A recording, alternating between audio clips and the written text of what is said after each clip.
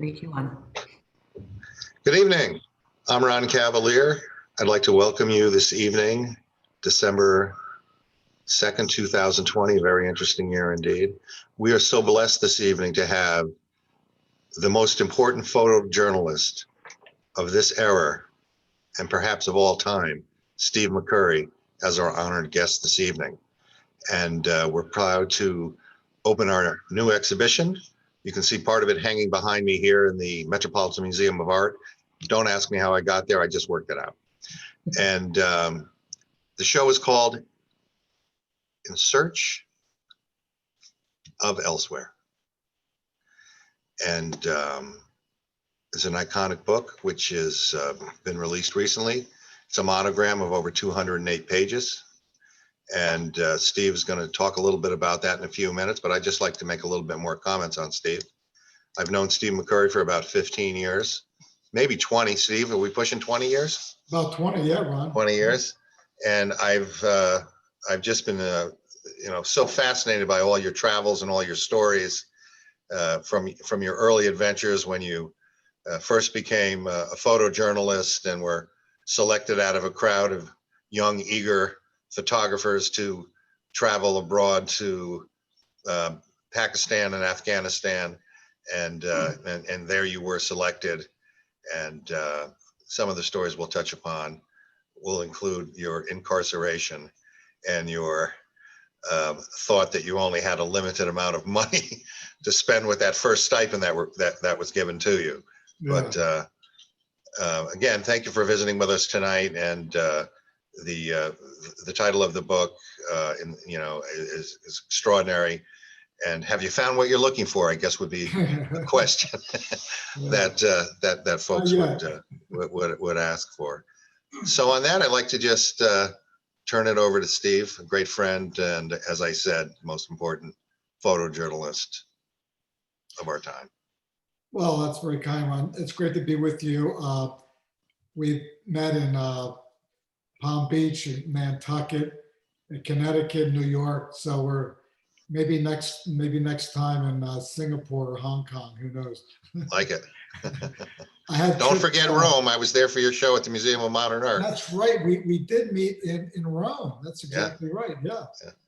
Well, I had a full travel schedule for 2020, and that all came to an abrupt end in the middle of March. I started the year off in Burma and Hong Kong and Thailand, and got home, and then wham, everything got shut down. So I haven't moved really since March.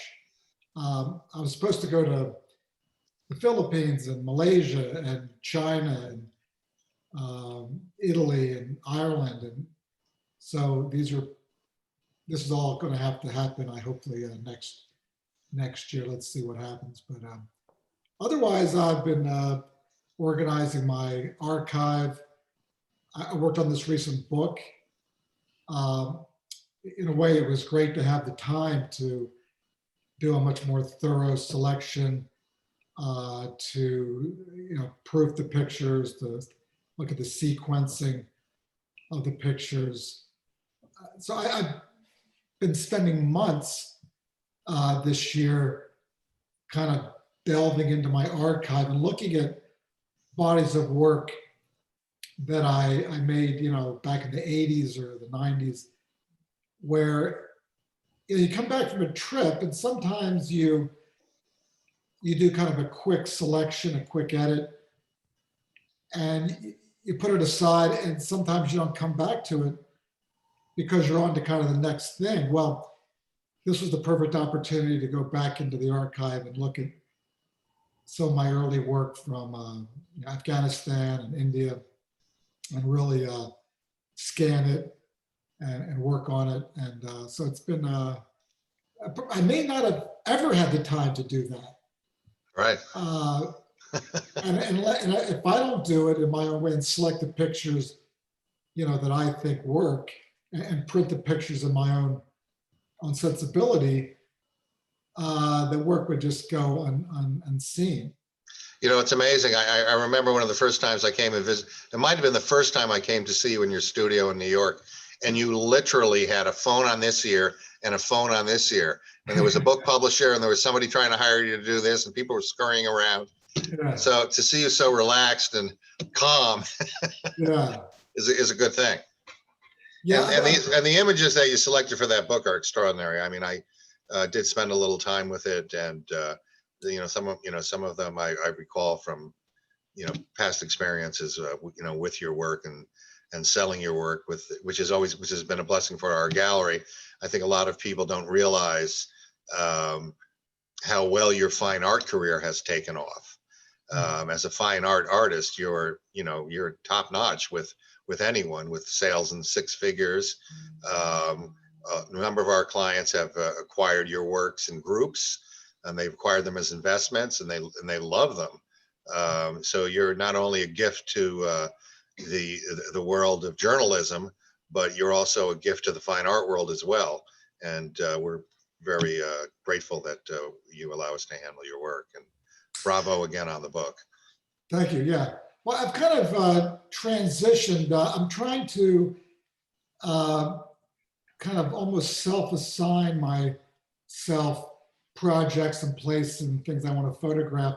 You know, when you work for whatever it is, it could be Vanity Fair or whatever, Vogue, or you're always kind of beholden to the magazine or whatever. And I wanted to really just work in a more personal way and go to places and photograph in the way that was, you know, kind of just things I cared about, things I was passionate about, and not worry about deadlines and, you know, I had to go here, had to fulfill some kind of a shopping list. It's been great to be able to literally go where I want. If I'm not inspired by a particular place or whatever, I can just go somewhere else and do something else. So it's been great. I've really been enjoying this kind of you know, phase of my life now. Nice. We're gonna love to share some of the images from the new book with everyone in a second here. But as we continue the conversation with you, Steve, one question that we kind of had about this book, since you had the opportunity to kind of go back and revisit images from the last, you know, 30 plus years, was there any kind of common theme or thread in mind that you had making this book, now that you didn't have to worry about, you know, it being about a certain subject or publication or anything like that? Yeah. What were you looking for in this book? Well, in my life and in my photography, what's kind of motivated me and what's I'm fascinated with, and what I want to examine is kind of the human condition, how we relate to each other, how we relate to the environment, how we relate to, you know, animals and whatnot. So that interest has been with me from the beginning, and it's been fun to see, you know, what I photograph, what I look at, what interests me, say back in, you know, 1980, and how that's kind of progressed. And in many cases, you know, I'm kind of photographing, examining the same things over and over. You know, the places change, and the equipment I use changes. But I'm still fascinated with the planet. I'm still fascinated with people. Last year I went to Antarctica for the first time, which was what a dream of mine to go. And I was in Mongolia. Yeah, I haven't been everywhere, but I've been to the places that fascinated me. And I go back to some of the same places. I've gone back to India like 80 times. And every time I go there, I see it in a different way. It's a different stage of my life, a different mood. You come in with a different kind of, you know, like I said, different mood. You're there, and sometimes you are fascinated with one thing, and sometimes you switch to another subject or whatever. but in the end, it's this kind of rich tapestry of the pictures that I think connect together about this kind of human family that we're in, this sort of, we're kind of this commonality we share with each other in the world and wherever you happen to be. I think kids playing on the street or how families interact isn't that different from Yemen to Cambodia to, Bolivia. And to see how in some ways we're different, we dress different, we adorn ourselves in a different way.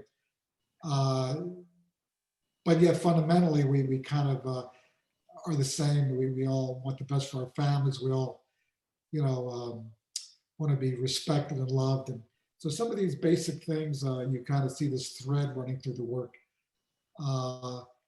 And I think that I would say I think technically, it's really seamless, the quality of the pictures and what we've been able to, gather from the color and to keep it sort of the same level, whereas it doesn't seem, the pictures technically don't feel dated, that they're very kind of fresh.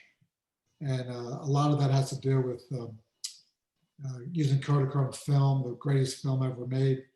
That was my kind of go-to film, and using, great camera equipment. Leica cameras are the best cameras in the world. So it's been a great journey through the work.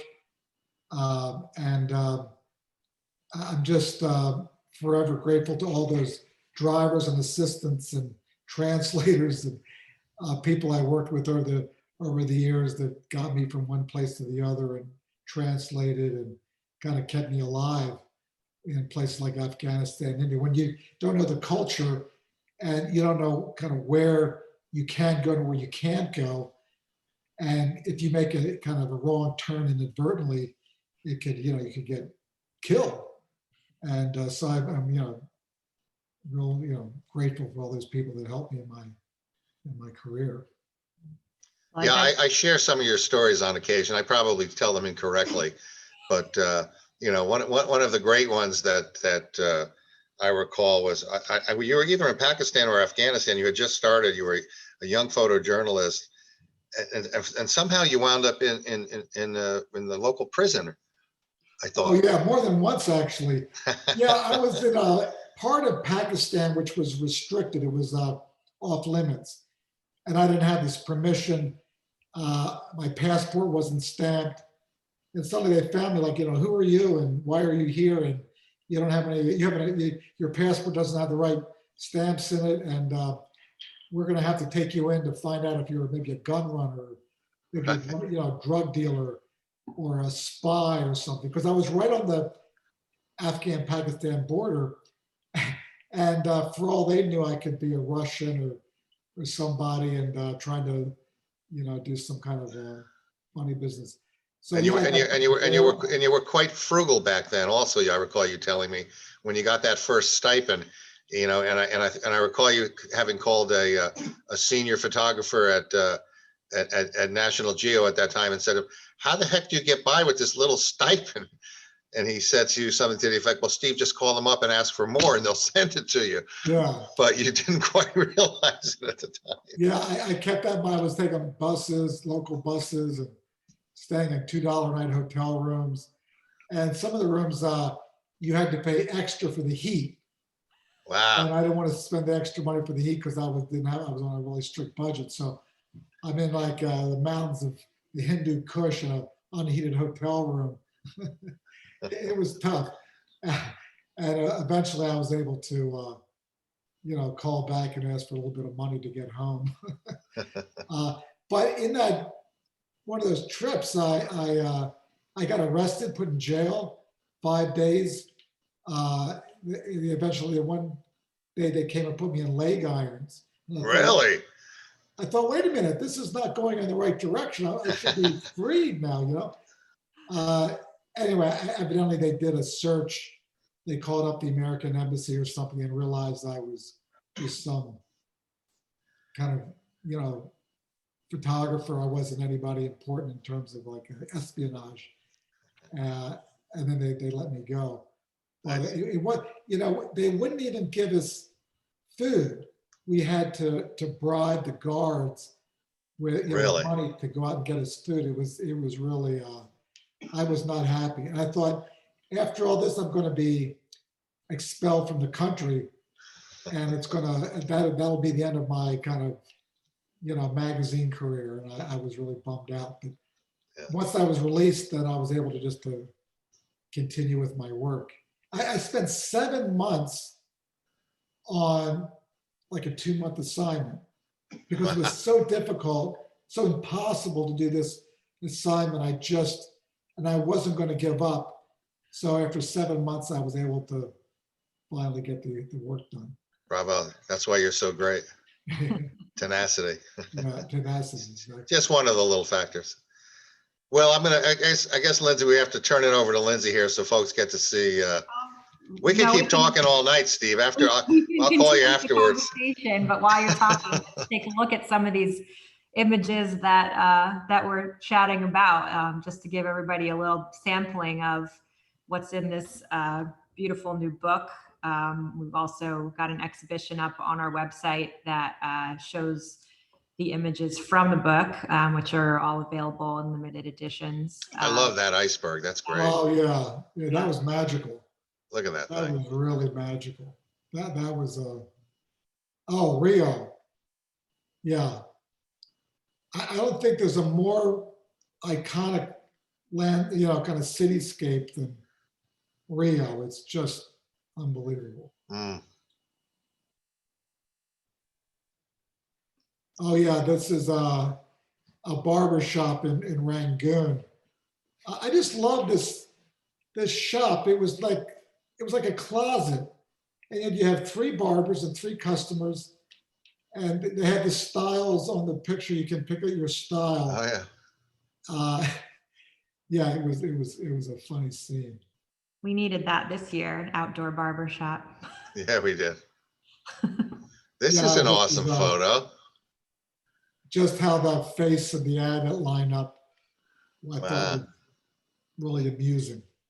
Just one of those moments that you see and you just like, wow, I gotta capture that.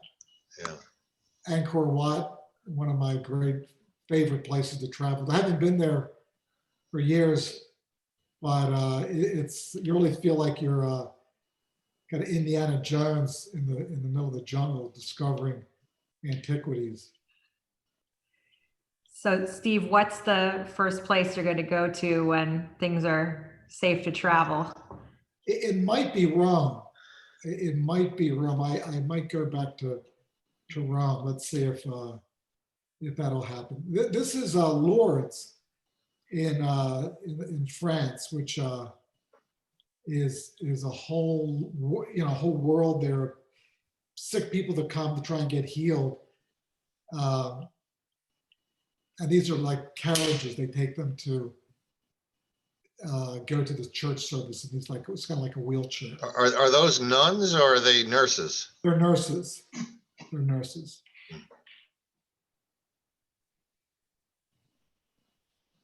I essentially lived with this family for a month in East Germany back in just around when they had reunification. I guess it was 89 or 90. And, this radiator and black and white TV, it was a real throwback to the 1950s for me. Wow, this felt like I was in some kind of medieval procession. This is in Antigua, Guatemala, but all this incense burning and the low light, it really felt like this was a monastery, some Franciscan monastery from the 1400s in some place in Italy, Again, just a real kind of a dreamy, almost like a fantasy of another time, another world. Yeah, it's an awesome photo. Yeah, I was just walking down the street in Calcutta, And this Hindu priest was starting to perform this evening puja called arti. And I was on the other side of the street and I just photographed him going about his ritual.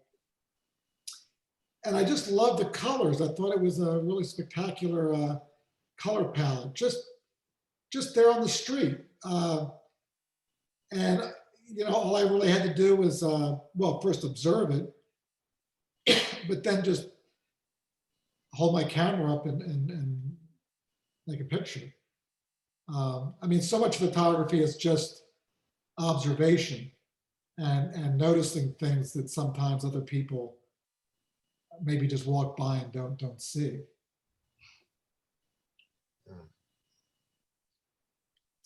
Yeah, Venice, one of the great cities of the world. If there were 10 cities in the world that I would recommend going to, Venice would certainly be on your kind of wish list. And just walking around the city, at every corner, there's some magical thing happening. It's a beautiful town.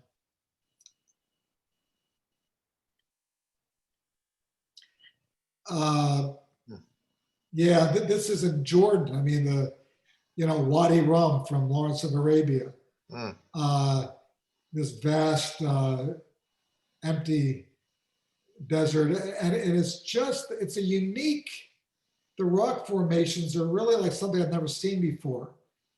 And you can see why it's a popular movie set. They did The Martian there with it's a beautiful place. And of course, Petra is nearby. So it's and actually I flew out of Aqaba, just a couple hours on the road, which is across the way from Eilat in Israel. It's the Middle East is very close. You can drive from, Beirut to Damascus in a day. But this Wadi Rum was what was amazing. Just drive around the desert and the Bedouins and herders with their sheep and camels. Really interesting. Oh yeah, this was my Kashmiri friend. They get a lot of snow up in this part of India, Kashmir. And I spent a couple of days with this fellow. He was showing me around, and a lot of snow, and had this really intense look and these incredible eyes. And I said, one day I said, you know what, I want to make a portrait of you because you just have this incredible intensity, this look. And, I never dreamed, I think it was just more of a memory. I just wanted to photograph him as kind of a personal memory. And it turned out to be this really wonderful portrait and ended up on the cover of the book. Nice. Wanted to mention, if anybody who's watching now has any questions for us or for Steve, you are welcome to post those in the Q&A box, which is down at the bottom of your Zoom screen, and we will do our best to answer you. This is Madagascar. It's one of those places that you see pictures of, and I always wanted to go there and see it for myself, these incredible trees. So last year I had the chance to not only photograph these trees, but these lemurs, these amazing little animals. But yeah, these boys. It's actually, these trees are kind of in a neighborhood. There's a whole settlement. There's like a small town of people that live literally just off the camera. And so, there's kids playing football, and people are with their animals. But it was a great kind of backdrop to these boys playing with these hoops. It's funny, you see boys with these hoops all over the world. for some reason, this is some kind of universal game. Everywhere in the world I've been to, there's always boys kind of running down the street with a hoop. Huh, You know? interesting. Steve, you had mentioned before a little bit about the film and the cameras that you used, but you'd also shot the last roll Kodachrome film. Can you tell us a little bit about that project? Yeah, this is Madagascar, by the way. Yeah, I did. I photographed with Kodachrome for most of my career, and when I heard that they were going to discontinue it and it was going to disappear, I thought, oh my God, this is terrible. But I asked them for if I could get the last roll of Kodachrome, just as a kind of a. I didn't know what I wanted to do with it, but I wanted to do a project with those last 36 exposures. So they gave it to me, and I went around, went to India, and I photographed kind of one person per picture, and came up with this collection of portraits, which I thought was a great ending to my life using film. Because now I mean, for me, digital photography is much more useful in many ways than film was. So I'm really not that nostalgic about my film, using film. I much prefer using digital now.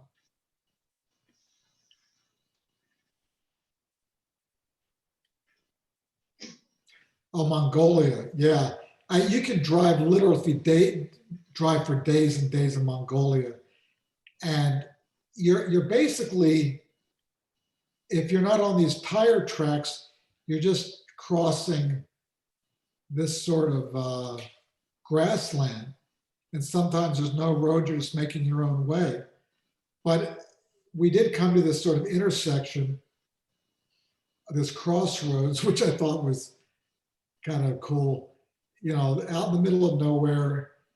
And I didn't even really know where we were going. I was with a driver and a guide, and we're just driving off into the distance, trying to find a village somewhere off beyond the horizon. But this crossroads in the middle of nowhere, I just thought was really kind of, I don't know, metaphorical or something. I don't know. I just thought it was kind of mysterious or symbolic or something. I love this little boy in Tibet.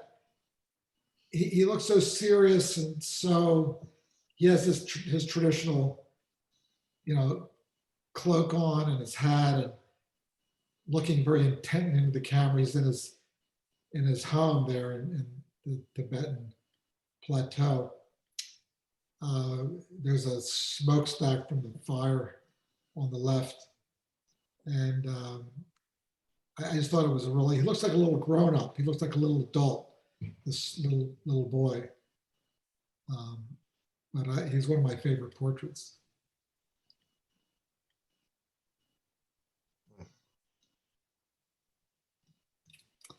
Yeah, this is in Togo, I believe. Again, we went to the principal and said, can we get permission to photograph the school? And once we got the permission, she showed us some of the classrooms, and I just thought it was, we were all at that age at one time, and I guess we all do things differently. And this was, I guess, a math class, and they had asked to do this addition, and I just love the way they held up the answers on their forehead. I thought it was really sweet, and they all have their little uniform on. It's one of those moments that, you just love. I lived around the corner from Vesuvio Bakery in Soho in New York for many years. And I just loved the way they would take care of placing their bread and their rolls in the window. And you kind of felt like maybe this is the way they did did it in Milan or Naples or someplace in Italy and Tuscany in another time. But I just, again, it's just like old New York. And the colors, the red and the green, is kind of a beautiful color combination. Almost like the Italian flag, if you consider the white on the guy's shirt. It's a noodle shop in Tibet on a very cold morning, and all the steam coming up. And it's kind of very, frigid outside, and yet in there it was very kind of warm, all the steam coming up from these noodles.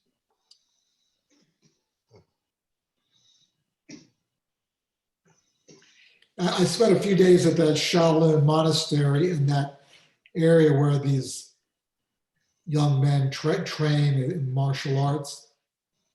And it was fascinating to see their feats of strength and endurance and agility, the way they could do all these sort of, it was like being with a herd of Bruce Lees, like a whole, dozens of these kids who could do all these incredible feats of strength. And I couldn't tear myself away. It was just amazing.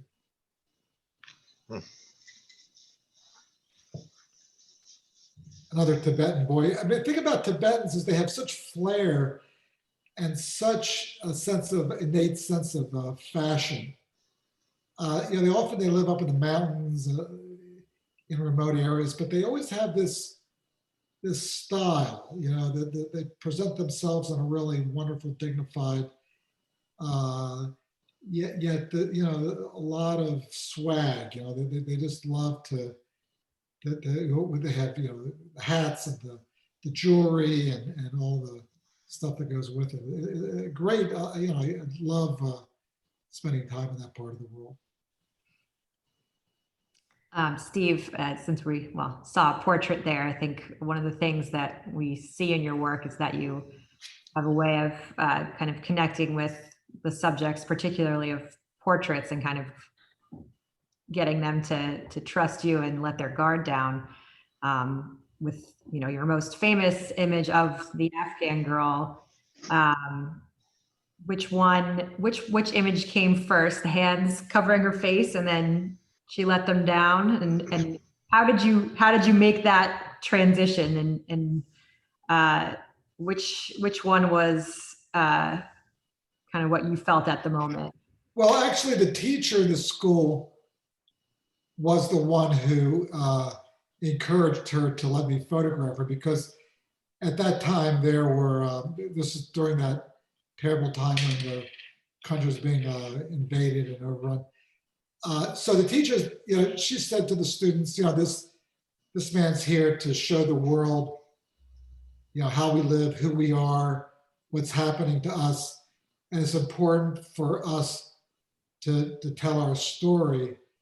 And so she encourages, Sharbat Gula to let me photograph her. And I photographed a number of the other students in the classroom, but I guess she was shy. And so then she dropped her hands and I was able to get that picture. But it's a kind of a rare picture. When Afghan girls reach puberty, then they're no longer really able to be photographed. But up until then, it's kind of culturally okay. So she was right on the kind of the edge of that. And but I knew that she had an incredibly strong look, and this was going to be an incredible portrait. It was one of those cases where the light was right, the background was right, her expression was right, and without really having to do anything myself, everything kind of fell into place. And I just had to make sure I got the picture in focus and all that, and recognize, of all the girls in the class, that this was somebody that was really extraordinary. And in a way, it kind of told the story of the Afghan people. I mean, she was not only a refugee, but she was also an orphan, and living in one of these really squalid refugee camps. But like, Afghans, they were still had their dignity and respect and persistence and fortitude. And you can kind of see that this kind of unyielding look of, unwavering that she's going to be able to kind of move on despite all the hardship in her life. So Afghans really connect with that picture. They have, every time I see an Afghan, they're so grateful for that picture, because you can tell in the picture that she's not, she's poor. You can tell her dress is torn and her face is kind of dirty. Yet she has that strong, proud look that says, you can't beat me down. I'm going to survive. And I think that applies to a lot of Afghan people. Considered to be one of the most recognizable, top 5 most recognizable images ever. Not in just art, but images. It's an extraordinary accomplishment, my friend.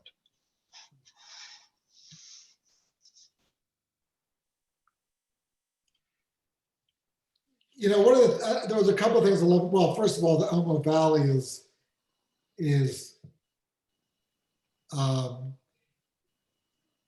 it's one of these places which I didn't believe actually existed, and the way they dress and their culture. But it's coming in, as most of these remote places in the world are coming into the modern world, and these women who dress in this way will come into the market once a week, and they come in to buy and to trade, and they buy, and there's this one kind of like a dress shop, and they had this mannequin on the wall, and I just thought it was so poignant. And I also love the design of their arms, of just the shape of the figures. And all of this cultural and regional beauty and uniqueness is really kind of disappearing into kind of a globalized world, which is kind of unfortunate that we're all going to end up looking the same, dressing the same, and kind of probably eating the same food, listening to the same music, living in kind of glass and steel buildings, and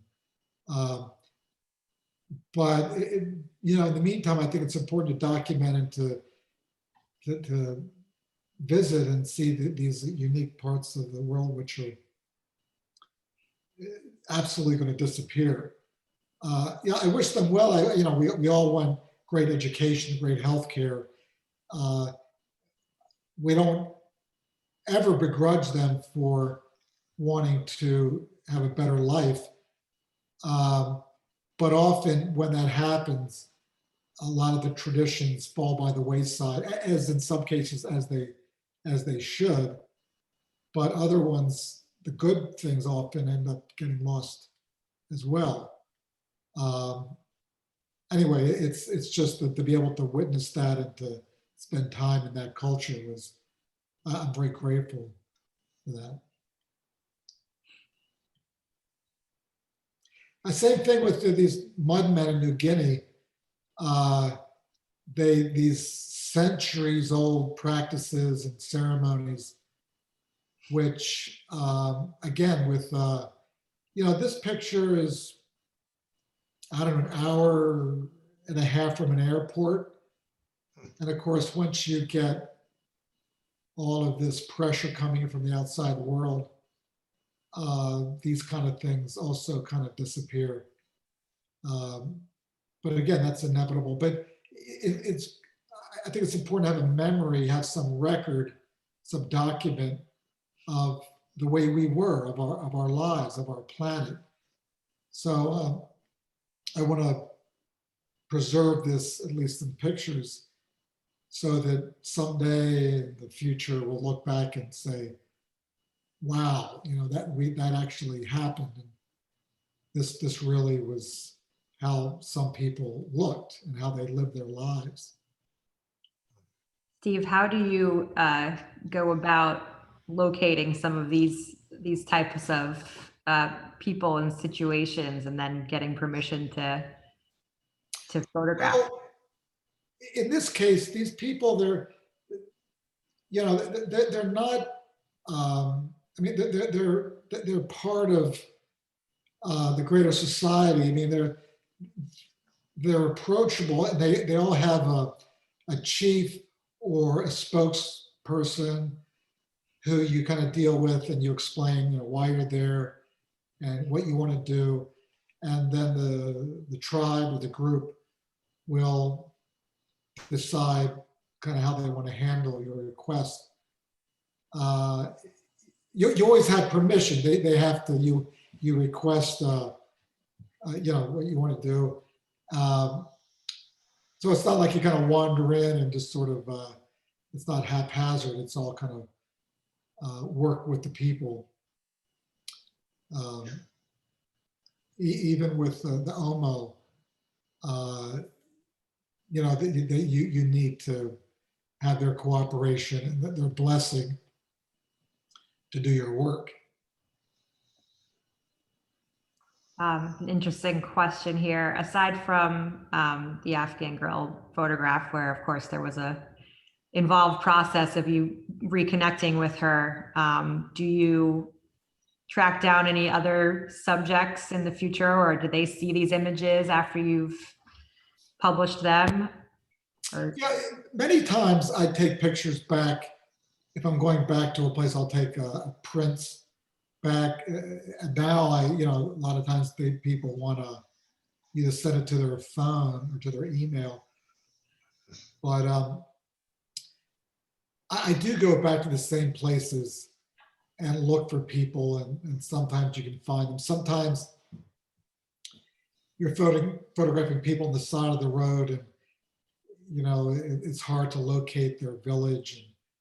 And sometimes you don't have a complete name. They say, "Oh, my name is, Charlie or something," but you don't have the exact address. In fact, they don't even have an exact address. They live in a village, and to try and so it's difficult. I mean, sometimes you can in a city or a town, but sometimes you just can't find people again.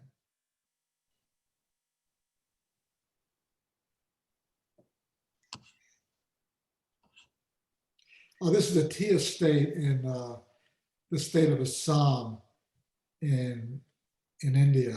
I think India is one of the biggest tea producers in the world. And I've spent a lot of time in tea plantations and Darjeeling and Bangladesh, in China. I photographed tea in Korea. So it's always Sri Lanka.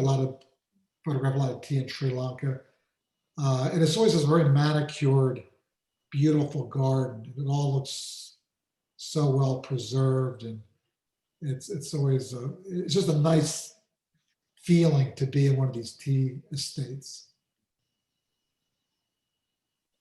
Steve, if you're not on assignment for anything in particular, how do you decide where you're going to go next? It has to do with, in some ways, I love to go back to the same, but I love to go back to Cuba. I like to go back to Myanmar or Burma. In the case of one place I'm trying to get to eventually is Iran.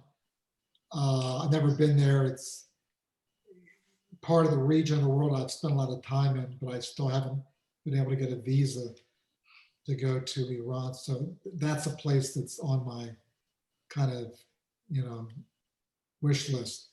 And then Madagascar was a place I've always wanted to go to.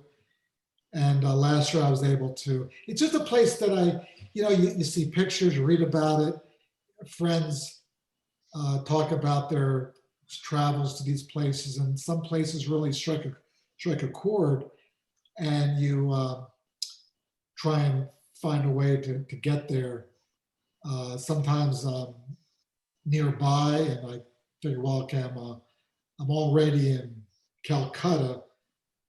Getting to Bhutan is just like an hour away by plane, so why not take the opportunity to go there? But it's just a question of studying and learning and researching and just seeing what places you're interested in.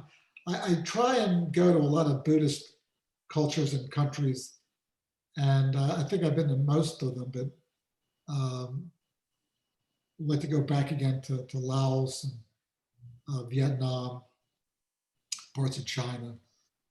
So that's how I kind of evaluate. Just what strikes my fancy, really. So you mentioned earlier, that part of what you see is, you're stopping and seeing things that maybe other people don't notice, in everyday life.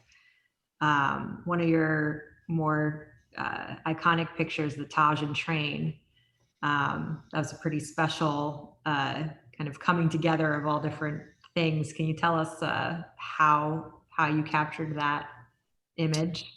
Well, I came up with the idea of doing this after I read this book by Paul Theroux called The Great Railroad Bazaar.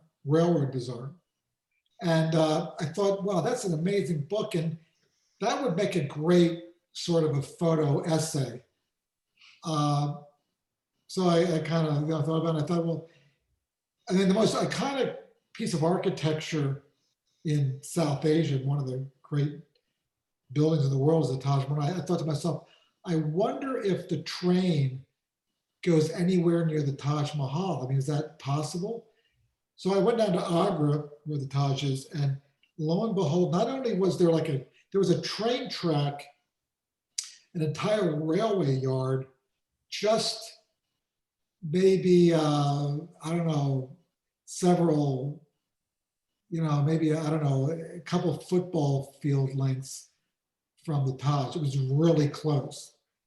And so I got very excited. And then once I started walking around this railroad yard, I noticed there was this one small track where what's called a shunting track, where they would change the locomotives.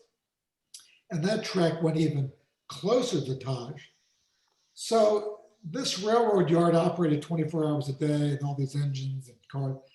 So it was literally just a case of wandering around and photographing and observing, and as they would change these old steam engines, just photographing that process. And I was there for like 3 days or 4 days, maybe even more, just photographing the Taj and the trains and all of that. And I went back, so that was like in 1984. I went back, I don't know, 10, 15 years ago, and that track was gone. There were homes built there. All the steam locomotives essentially were gone from the entire country. And the railroad yard was still there, but that picture was, you would never believe that there was a train engine that had actually been in that place. It was just completely empty.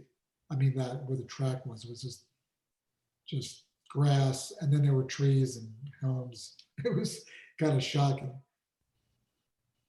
And it's a piece of history now. I mean, that picture is, having the iconic locomotives, the steam locomotives, and then the Taj was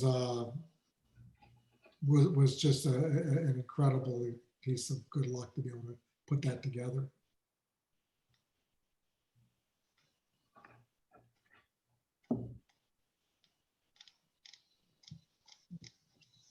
So that was a little preview of what is in this book. I think there's over 100 images actually shown in the book. So for anybody who's interested in getting a copy, we will have those available. And then the images in the book are also offered as fine art prints in the standard sizes that that we usually offer in limited editions. And you can also see all of the images from the book and this whole collection on our website at cavaliergalleries.com. And then you can contact us for any additional information about those. And I'll pass it to Ron to see if he's got any additional comments. I just want to say that there's a great buying opportunity here for those collectors who are interested in acquiring Steve's photography, because many of these images, or most of these images, have never been released to the public. So they're in the early stages of the edition, which means they're at the beginning prices as well. And for example, the pricing structure as of right now is for a 20 by 24 inch photograph, which is a limited edition of 30. They start at $4,000 unframed. The 30 by 40s limited editions of 15 start at $5,000, and the 60 by 40s start at $10,000 in editions of 10. The interesting thing here about acquiring Steve's work and collecting Steve's work is that as the editions sell out, the prices increase. And for those of you who are watching who've collected Steve from us over the years, to get a phone call from us asking if you want to resell your photograph because it's been sold out and it's now worth 10 times what you paid for it, is not that unusual at all. So I would encourage those of you who are interested in collecting Steve's work that this is a great opportunity to look at these images, find ones that you love. Give us a call and become a Steve McCurry collector. I do want to ask one question, Steve. I did see that one of your collectors on the Q&A had asked a question about how you felt when you did go back and meet Shabbat in 2002. And I know you've been in touch with her since, and you know you stay in touch with her. But how was that initial reintroduction for you? We were just thrilled that she was still alive, and we were really happy we were going to be able to kind of give back to her and help her compensate her for the use of the picture. We had been, I mean, she was this famous person all over the world, and that nobody knew who she was, and she wasn't able to benefit from, you know, her picture. So to be able to go back and make that happen, and to start a school in her honor, to literally buy her a home, to help her and her family, you know, in every possible way, we were really happy to be able to do that. So that was the best part of this being reunited with her, was to finally be able to help her and her family, who, you know, her husband was a baker making $1 a day, and she had, you know, several children, 4 children. And so it was, you know, life was tough. And this was able, you know, when you're making $1 a day, it's, you know, going to the doctor, going to school, trying to buy household necessities was really tough. So to be able to help her was great. Nice. Were there other questions out there that we should be looking at here? All right, Steve, I'm going to give you some more questions. All right, from our audience, from the folks that would be with us right now at the Metropolitan Museum of Art, if they had allowed us to actually have the reception in this wonderful room here, but maybe next year. So we do have a question that's been asked, is that relating to your subject matter, is that do you ever compensate any of your subjects? And do you pre-arrange to meet subjects, or is it more spontaneous? Well, two-part it's question. almost always spontaneous. There are cases where you'll see somebody, but this is rare. You see somebody and think, you know what, could we meet you later at your home, or could we meet you in your village? Maybe they're working and you think, well, can I meet you after work, or something like that. I would say most of the time it's just finding the person, photographing them right then at that time, because sometimes when you try and plan things, they don't show up, or you can't find, it gets complicated. As far as compensation goes, it's really a case by case basis. I think you always want you want authentic pictures, you want honest pictures, you want genuine pictures. I think if people are spending their time with, I would say by and large, people don't expect any compensation. There are times though that you photograph somebody and they want to be paid. They want their time, I think you just have to evaluate it case by case and decide, it's just the right thing to do. It's just the ethical thing to do. What are the ramifications of what I'm, paying them? And then you have to arrive at the answer and decide if sometimes it's absolutely the right thing to do to pay somebody for their time. It would be really unfair and dishonest to take their time without some kind of compensation. So sometimes people ask, and sometimes people don't ask, but you decide to give them something. But it really depends on the circumstance. I don't think you ever want to pay somebody to do something they wouldn't normally do. You really have to be, culturally sensitive, and to, just think what's fair, what's honest, what's right, and what might be right today might not be right in the same situation tomorrow. It's really a case by case. I would expect that if you were to photograph me, I would probably have to pay you. Well, there you go. That's yeah. Yeah, I didn't think of it that way. Yeah, I never expect people to pay me, although that's I like that idea. I've got another question. This is from our new gallery associate, who is a wonderful salesperson and has been looking at your work and studying your work. His name is Bill Burns, and his question to you is, where has been your greatest location in the world for inspiration? Well, it's a couple of places. Certainly Tibet is one. I think there's parts of Burma, particularly Mandalay, the city of Mandalay. I've really connected with that place for, it's like people or flavors of ice cream. I mean, sometimes you just like a particular person because you have a chemistry. And I have a chemistry with Mandalay.